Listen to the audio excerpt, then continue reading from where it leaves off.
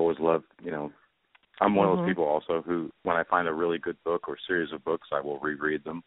One of those being the J.R.R. Tolkien's books. I've read almost everything he's written several times. Me too. And the Harry Potter books. There's a series called House of Night. Kirsten Cast and I can't remember her mom's name, but this mother and daughter team write these books about a vampire high school. And it sounds cheesy, but they're really good books, and it's a long series. I think I have about 9 of those. I don't think I've seen those, but I bet my daughter might know those. Interesting. Yeah, look it up sometime, The House of Night. House of Night, okay. It's really good. They intertwine all sorts of different religious beliefs, from Native American to, the Roman Catholic, and they just take little bits of it here and there, and it's really relatable. And it's also based on high school, which we've all been through high school, and we can relate to a lot of the stuff that goes on there. So it's really a fascinating series. But, the reason why my books are written as fiction is for a couple of reasons. Number one, I've read a lot of nonfiction paranormal stories and books. I say a lot, but I've read a few. And while they seem a little bit clinical and dry, my biggest issue with them is that most of them have these holes in the stories where you feel unsatisfied when you finish. And I wanted my books to read like a novel, for there to be suspenseful moments, for the reader to feel every emotion they can feel while they're reading it, and at the end of the book they feel like there's a closure, there's a conclusion. They're not left with a million questions or wanting to know something that was unknown. So I've filled in some holes with some fiction, but most of my books are really fairly factual. I may change names and dates and things like that. I may even rearrange the time frame because, there may be a historical discovery that I made towards the end of an investigation. It's like, wow, if we had found this out at the beginning, how intriguing would that be? Or right after this paranormal experience, if we had found out this piece of evidence or this document, how great would that tie together? So, I rearranged the timeline on these books a little bit for that purpose, just to make it more intriguing to the reader. But, I will say that there are elaborations, and embellishments in the book, just to bring up the level of the thrill at the moment, But a lot of it is.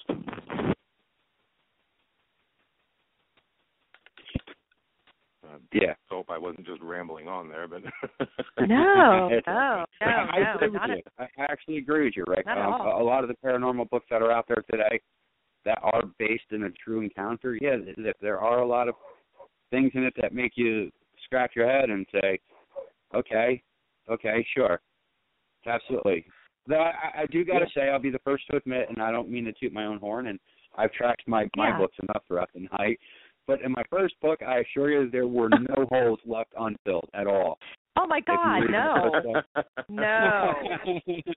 None. I'm not even going to go there. Hence Jason's second motto, get it in, okay?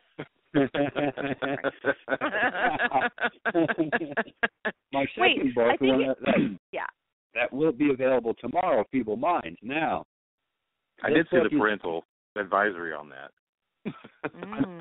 There should be one on both of you, if I'm not mistaken. Yes. Yes, I believe you're correct.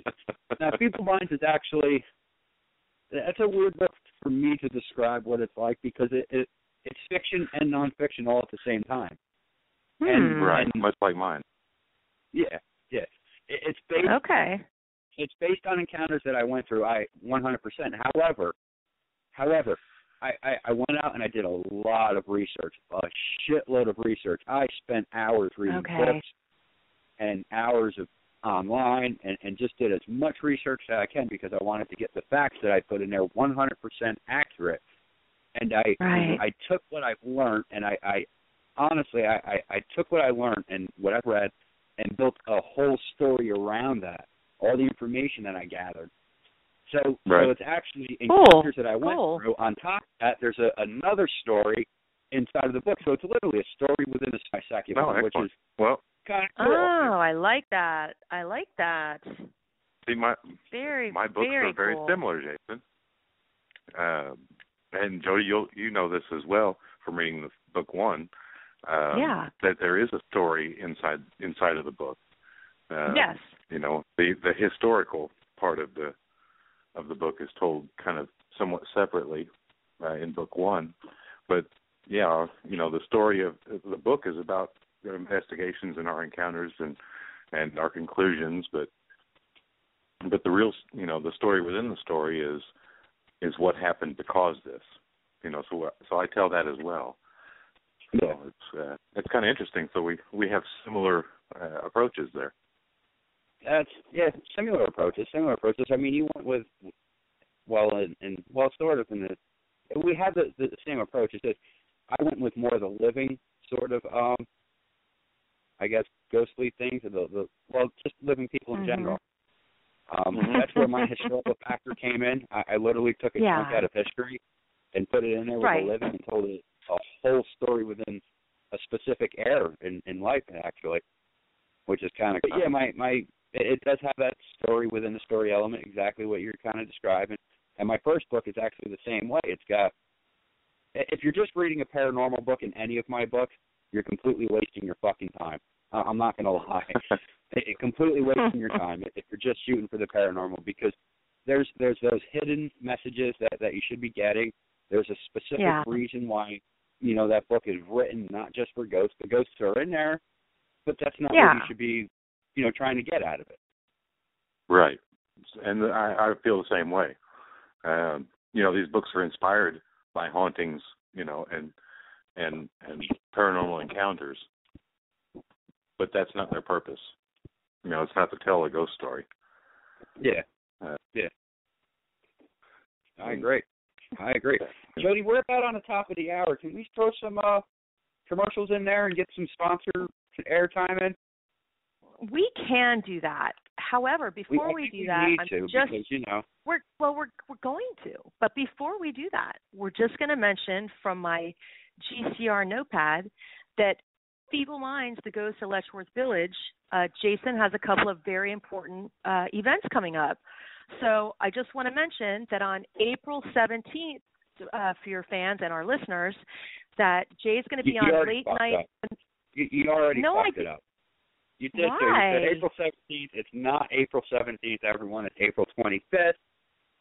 Wait, but you're no. On the 17th, you're going to be on Late Night in the Midlands with Mike Barra. Yes, that's Friday. I will be on a radio show. That's not an event, though. Yes, it is. It's on your list. It's for your fans. It's for my fans, yes, but it's not an event. It's a radio show. It's a radio interview. Anybody who wants to hear Jason's interview, it's going to be on the 17th. And on the 25th, of course, you can tell us about that. Tell us about it. Yes, I will be at Smalley's Inn in Carmel, New York. Smalley's Inn has been on Dead Files and a couple other shows, I believe. I'm not 100%. But I will be there between 2 and 4 doing book signings. And I will also have my good friend Joni Mahan. She's coming down from Massachusetts to hang out with me too, and signing her books as well. So it's going to be a great time. Come down, join us, have some great food for courtesy of Tony. Well, not courtesy of Tony, but have some great food at a reasonable price and maybe some drinks, whatever the hell you want, whatever your poison is. Enjoy and hang out with us. And there's a lot of cool cemeteries in this town too. So, if you get bored, hey, I got no problems walking around a cemetery with you for an hour. Wow. That sounds like a good time. I'm super jealous. I was jealous anyway, but now I'm really jealous. And with that, we are going to have to take a quick break, like Jason said, for a word from some of our fantastic sponsors, because that's what they pay us for. So we'll be back after a couple of quick messages, everybody.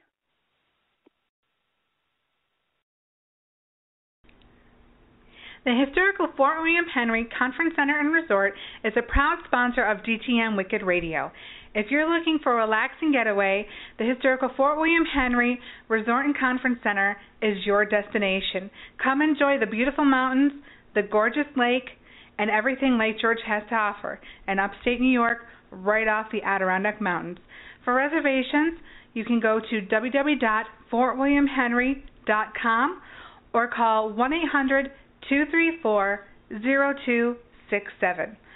The Fort William Henry Resort and Conference Center is your destination for the perfect getaway.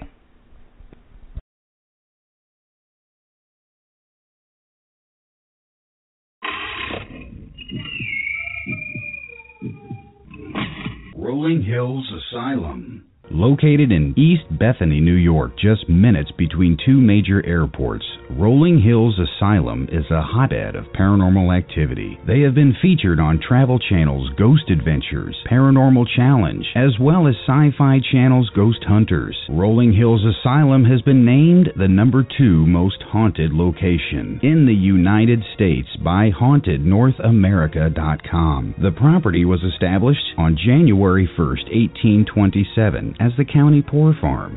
Throughout the years, it has operated as a poor farm, infirmary, orphanage, tuberculosis hospital, nursing home, and more. Past residents and inmates consist of widows, orphans, physically disabled, mentally unstable, murderers, and more. Over 1,700 bodies are buried in unmarked graves, and hundreds more deaths went undocumented. Rolling Hills Asylum is known for a plethora of phenomena, including disembodied voices, doors slamming, footsteps, sounds of furniture moving, full-body apparitions, shadow people, ghostly touches, and numerous Class A EVP. Rolling Hills Asylum proudly offers historical and flashlight tours, 4- and 8-hour public ghost hunts, 8- and 9-hour private ghost hunts, and more, by appointment or pre-booking only. For more information, please visit www.rollinghillsasylum.com. That's www.rollinghillsasylum.com. Or give them a call, 585-502-4066. That's 585-502-4066. Rolling Hills Asylum. What are you doing this weekend?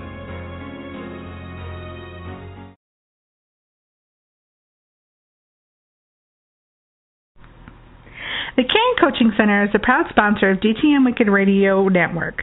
What would it mean to you to have better health, more energy, more vitality, and an all-around better life? At the Caring Coaching Center, our mission is to be your partner in helping you reach your health, fitness, and lifestyle goals. We do this through a dynamic 6-month program that helps our clients reach their goals and their full potential. And it all starts with a free, no obligation, 50-minute health history consultation. Just visit us at the www.thecaringcoachingcenter.com to schedule your free consultation today. Or you can go to www.dtmwickedradio.com, click the sponsor page, scroll down to the Caring Coaching Center tab, click on the tab, and open up to the website to start your free consultation today. It's all here on dtmwickedradio.com.